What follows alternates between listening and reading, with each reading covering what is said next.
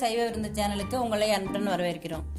இன்னைக்கு நம்ம வீட்டில் பூத்த சந்தன முல்லையை எப்படி சரமாக நல்லா நெருக்கமாக தொடுக்கலாம், இது வரைக்கும் நம்மளுக்கு கட்ட தெரியலன்னா கூட அதை எப்படி ஈஸியாக தொடுக்கிறதுக்கு கற்றுக்கலாம் அப்படிங்கிறத இன்னைக்கு நம்ம பார்க்க போகிறோம். இதுக்கு முன்னாடி இன்னொரு முறையில் சரம் தொடுத்து ஒரு வீடியோ போட்டிருக்கோம்.